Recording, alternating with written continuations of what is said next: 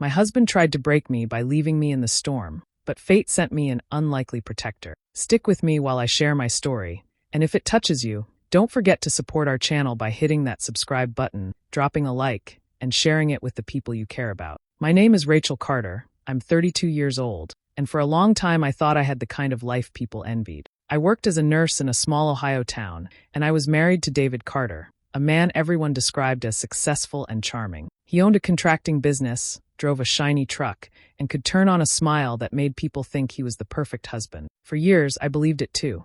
I wanted so badly to think I had chosen right, that the cracks in our marriage were just normal struggles everyone faced. But over time, those cracks grew bigger. David had a way of twisting my words until I doubted myself. If I forgot something at the store, he'd sigh and call me careless. If I asked about the bank account, he'd snap and say money was his responsibility. He controlled the finances so tightly that I felt like a guest in my own home. When I tried to stand up for myself, he laughed, saying I was too emotional, too dramatic. Little by little, I stopped recognizing myself. What hurt most was how he did it in ways no one else could see. To our neighbors, he was the helpful guy who lent tools and waved from the driveway. At family gatherings, he played the doting husband, holding my hand and telling stories that painted us as a happy couple. And I let him. I forced smiles, nodded along, and convinced myself I was just tired from long shifts at the hospital. Looking back, I realize how much I lived in silence. I swallowed my feelings, told myself things would get better, and clung to the idea that maybe one day the man I married would come back. But instead of getting better, it only got worse. His comments cut deeper, his grip on our lives grew tighter, and I felt myself shrinking more each day. I think the worst part of emotional abuse is how invisible it is. You wake up one morning and wonder how you got there, how you became this version of yourself that's always second-guessing, always apologizing. I didn't see it clearly then, but David was already preparing me for the moment he thought he could completely break me. He had this way of making me feel small in public, little digs disguised as jokes. If I laughed too loud, he'd say, "Calm down, Rachel, you're embarrassing yourself." If I wore a new dress, he'd shake his head and ask if I was trying to look younger than I was. These weren't huge fights, nothing people would notice, but over time they piled up until I felt like a shadow of who I used to be. Even though I was hurting, I kept telling myself to stay strong, that I had made vows and needed to honor them. That's what kept me tied to him. I thought leaving wasn't an option. I didn't have the money, and I didn't have the courage. And maybe that's exactly what he wanted. I couldn't see then how close I was to reaching my breaking point, or that fate had already set in motion something that would change everything. All I knew in that moment was that I was stuck with a man who wanted control more than love, and that the storm inside my marriage was only beginning to show itself in the worst way possible. The night it happened, the rain had already been hammering against the windows for hours. Thunder shook the house, and lightning split the sky wide open. Rachel had curled up on the couch after a long shift, but David came into the room with an edge in his voice. He told her to grab her coat because they needed to go for a drive, that there were things they needed to clear up. His tone wasn't a request. She hesitated, but the look in his eyes left no room to argue. He gripped the car keys tight in his hand, his jaw clenched as if he'd already decided something. Reluctantly, she followed him into the storm, the wind pulling at her hair, the rain soaking through her jacket before she even made it to the truck. The drive was silent at first. The windshield wipers beat back and forth against sheets of water, the road barely visible under the downpour. Rachel kept waiting for him to speak, to explain why he had dragged her out there. But he stared straight ahead, hands locked on the steering wheel, his face lit in harsh flashes every time lightning cut across the sky. The silence between them felt heavier than the storm outside. Finally, without warning, he jerked the wheel and turned onto a narrow country road, the kind with no streetlights, only trees swaying violently in the wind. The tires kicked up water as they splashed through puddles, the truck rocking with each gust. Rachel's unease grew with every mile they drove deeper into the dark. When he suddenly stopped, her heart dropped. They were in the middle of nowhere, no houses, no lights, just the roar of rain and the trembling branches overhead. David put the truck in park, then turned to her with a look she couldn't read. His lips curled into something that wasn't quite a smile, more like satisfaction. "Get out," he said flatly. Rachel blinked at him, thinking she must have misheard over the storm. But his eyes stayed cold, his voice sharper the second time. "Out! Now!" Her hands shook as she clutched the door handle. "David, what are you doing? It's pouring. We're miles from town." Her words tumbled out fast, panic creeping into her chest. He didn't flinch. He leaned closer, his voice low but cutting. "You're on your own. Maybe now you'll learn." The words hit her harder than the thunder. She felt her throat tighten, the inside of the cab spinning around. She begged him, soft at first, then louder, desperate. but her pleas slid off him like the rain rolling down the glass. His face remained unreadable, as though he'd been rehearsing this moment. When she didn't move quickly enough, he leaned over and pushed the door open himself. Wind and rain rushed in, cold and violent. Rachel's breath caught as he shifted the truck into gear. She barely managed to stumble out before the engine roared and the tires sprayed mud across her legs. And then, just like that, the red glow of the taillights disappeared into the storm. She stood there, her clothes plastered to her skin, her shoes sinking into the soft earth at the roadside. The night swallowed the sound of the truck, leaving only the hammering rain and the crash of thunder overhead. In that moment, the reality struck her. He had left her alone in the middle of nowhere, with nothing but darkness and the raging storm pressing in on all sides. Rachel moved forward with no clear direction, her shoes heavy with water, every step sinking into the muddy shoulder. The storm showed no mercy. Wind whipped against her face, rain blurred her vision, and each flash of lightning revealed nothing but endless trees and flooded pavement. Her body trembled from the cold, but she kept forcing her legs to move. The thought of stopping terrified her more than the storm itself. After what felt like forever, a glow cut through the darkness. Headlights. For a moment, Rachel froze, unsure if it was real or just her mind playing tricks on her. The beam grew brighter, steady, approaching. Her chest tightened with both fear and relief. The vehicle slowed as it drew near, tires crunching over gravel at the edge of the road. A truck rolled to a stop a few feet from her, the engine humming steadily. The passenger window slid down, and a man leaned over, concern etched on his face. "You all right out here?" His voice called out, raised just enough to be heard over the pounding rain. Rachel hesitated, her body shaking so hard she could barely form words. He didn't push her. He just watched, his eyes steady, patient. The man stepped out from the driver's side, pulling his hood over his head. He moved with calm certainty, not rushing her, not crowding her. Up close, she could see he was in his mid-30s, rough around the edges but not unkind. He shrugged off his jacket and held it out to her. "Here, you're freezing." The fabric was warm against her soaked skin, carrying the faint scent of motor oil and soap. She pulled it tighter around herself, the weight of it strangely grounding. "Name's Ethan," he said simply, gesturing toward the truck.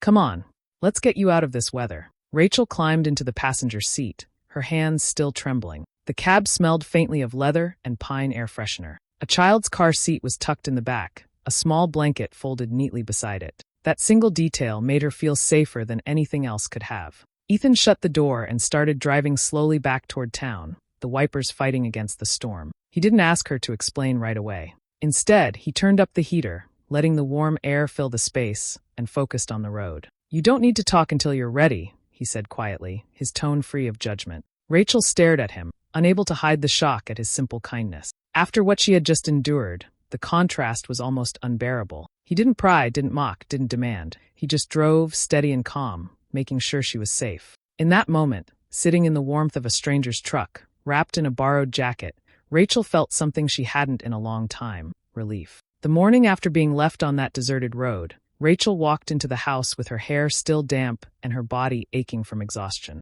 David barely looked up from his coffee. When she confronted him about what he had done, his response was a dismissive laugh followed by the claim that she was exaggerating. He told her she had a habit of being dramatic, that she always blew things out of proportion. Something in her shifted at that moment. For years, she had accepted his explanations, convinced herself that maybe she was too sensitive, that maybe she did overreact. But not this time. The memory of standing alone in that storm was too raw, too real. She couldn't pretend anymore. His casual dismissal only confirmed the truth she had avoided for so long. David had no intention of treating her like an equal, or even like a human being who mattered. Still, Rachel didn't fight him openly. She stayed quiet, went about her work, and let him believe he had won. But inside, her mind was turning. She started looking more closely at their bills, the accounts he insisted she didn't need to worry about. Little details jumped out.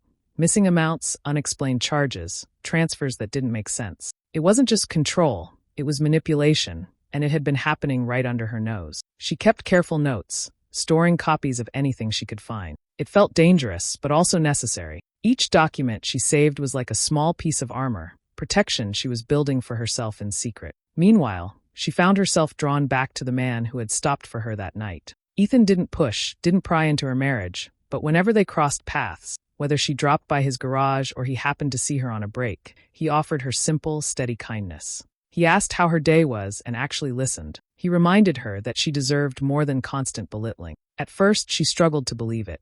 Compliments sounded foreign, encouragement felt strange. But little by little, Ethan's words began to take root. He spoke to her not as someone broken, but as someone capable. He made her see that the life she had settled for wasn't the life she had to keep. Rachel didn't tell him everything, not yet. But in those conversations, she felt a strength she hadn't felt in years. The idea that she could take control again no longer seemed impossible. For the first time since marrying David, she began to imagine a different future, one where she wasn't trapped under someone else's thumb.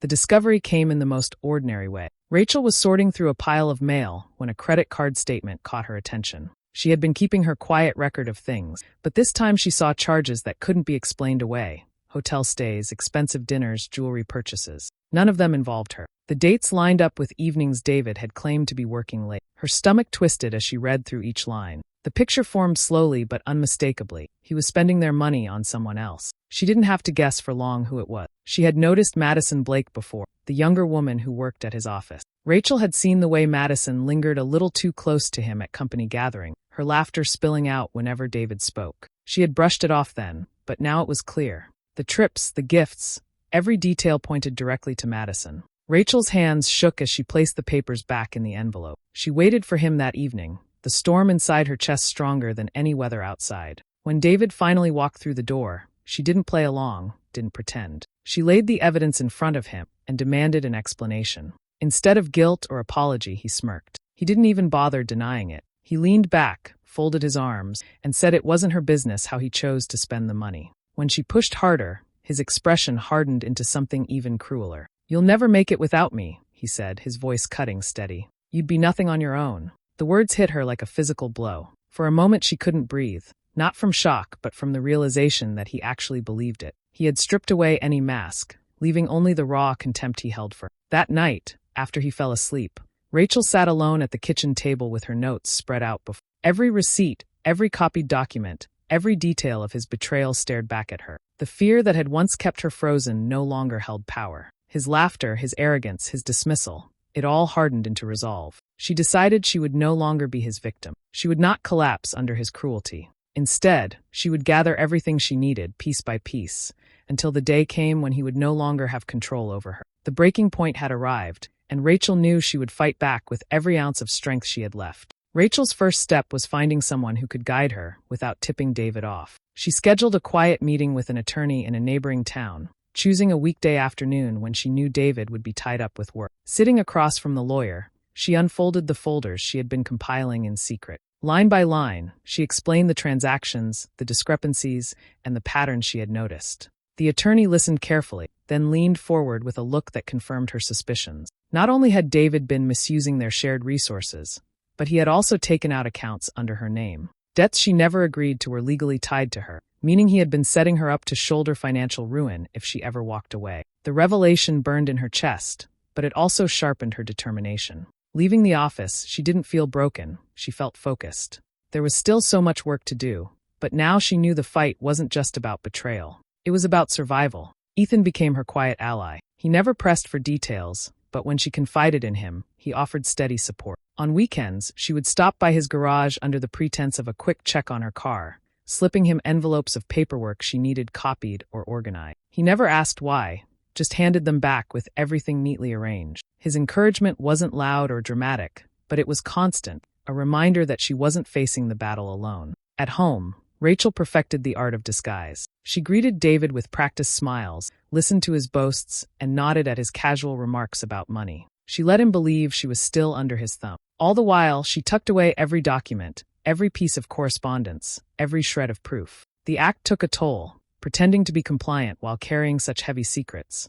But each day she reminded herself of the goal. She wasn't collecting papers for the sake of it. She was building a case that would cut through his arrogance and expose the truth he had worked so hard to hide. Night after night, when David was asleep, she spread the evidence across the kitchen table and studied it like a puzzle. Slowly, the picture became clearer. He wasn't untouchable. He had left trails, and she was following every one of them. Rachel knew she had to wait for the right moment. Timing mattered. For now, she stayed quiet, patient, and deliberate. Outwardly the same woman he thought he controlled, but inside, preparing for the day he would discover she had never been powerless. The day David planned to stage his grand exit began like any other. He strutted around the kitchen with that false confidence he wore like armor, tossing out little remarks meant to remind Rachel of her place. What he didn't know was that she had already chosen this day as well, but for a very different purpose. When he announced that evening that he was done playing husband and intended to move on without her, Rachel didn't flinch. Instead, she reached into her bag and slid an envelope across the table. His smug expression faltered when he saw the official seal. Inside were divorce papers, already prepared, already in motion. For the first time in years, Rachel felt steady as she watched confusion flicker across his face. He tried to laugh it off, but she met his eyes with calm certainty. She wasn't the one being left, she was the one walking away. The real blow came days later in the courtroom. David swaggered in, expecting to manipulate the process the way he had always manipulated. But her attorney stood ready, files stacked high with the evidence Rachel had gathered. Page after page revealed the hidden accounts, the reckless spending, the debts in her name. Each detail was presented with precision, cutting through David's excuses like a blade. When the affair was introduced, supported by receipts and records of lavish purchases, the last of his bravado began to crack. His smirk, the one he always wore when he thought he had the upper hand, disappeared under the weight of undeniable proof. The judge's decision was swift.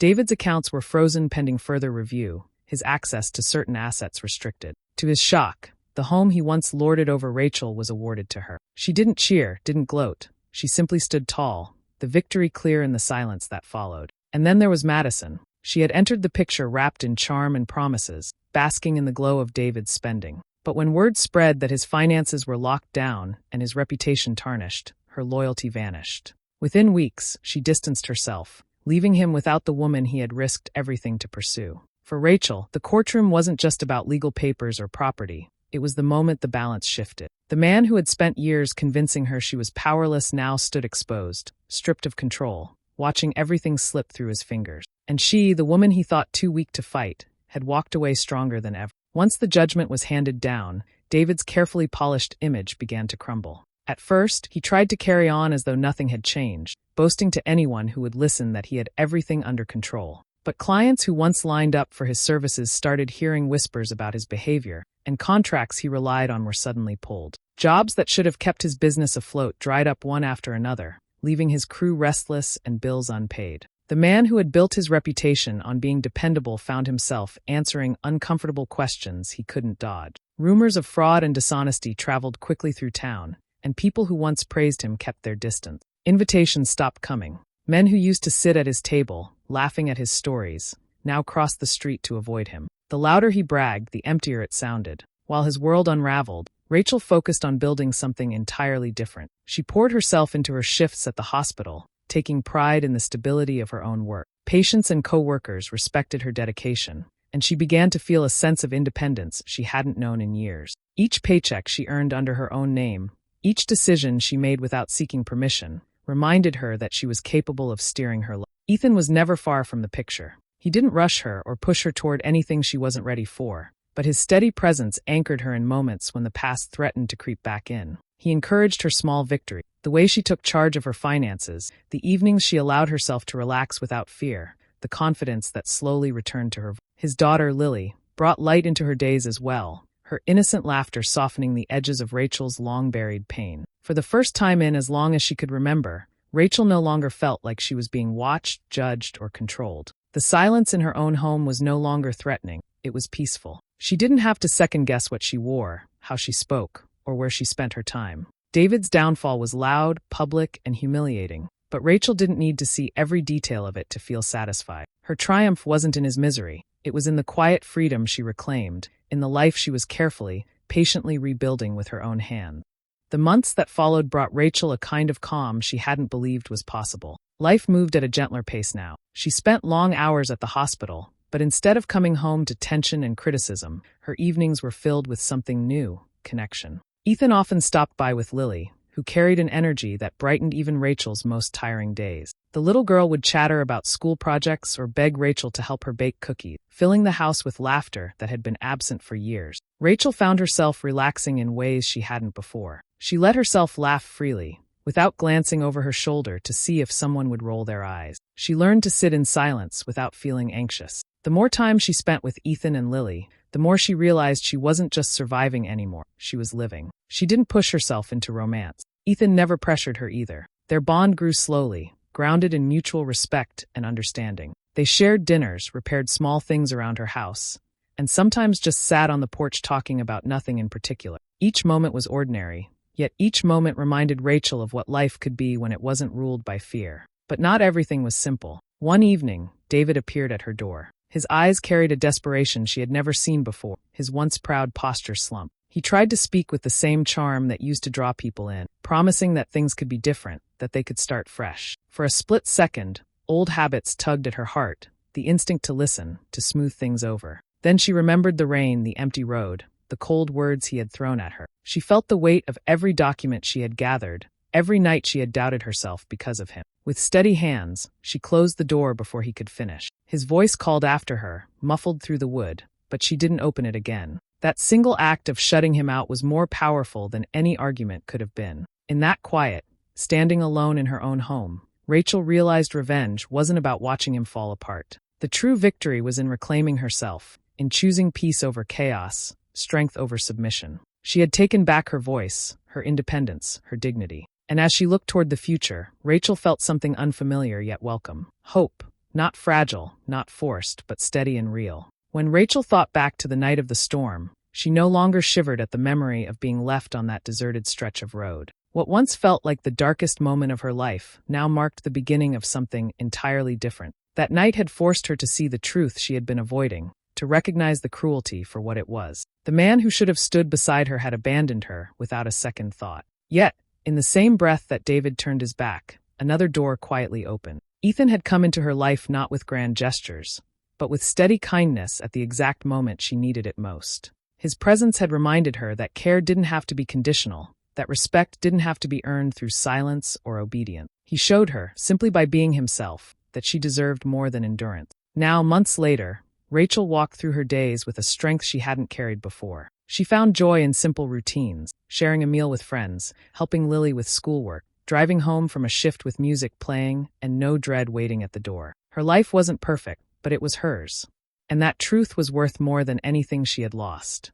Every now and then, David would drift through her thoughts, a shadow of a past she no longer needed. She didn't wish for revenge, nor did she long for closure from him. The silence between them was answer enough. He had tried to break her, but in doing so he had freed her from the illusion that she needed him at all. Ethan never asked to replace what she had lost. He simply stood beside her, giving her space to heal, space to breathe. Watching him with Lily reminded Rachel of the kind of love that builds instead of tears down. It wasn't about possession or control. It was about presence, about choosing to stand with someone without conditions. In quiet moments, Rachel often returned to that image of the rain pouring down, the headlights cutting through the dark, and the stranger who stopped when she needed saving most. What could have ended in despair became the very point where her new life began. Looking back, she understood that betrayal didn't have to define her. It had been the spark that pushed her to reclaim her strength, to rediscover herself, and to step into a future she never thought possible. Sometimes destruction clears the path for renewal. And for Rachel, what began as abandonment in a storm had led her straight to a protector, a friend, and perhaps in time, something more. She didn't just survive, she built something better. Do you think I made the right choice by walking away? Or should I have given him another chance? I'd love to hear your thoughts in the comments. And don't forget to subscribe for more stories like this.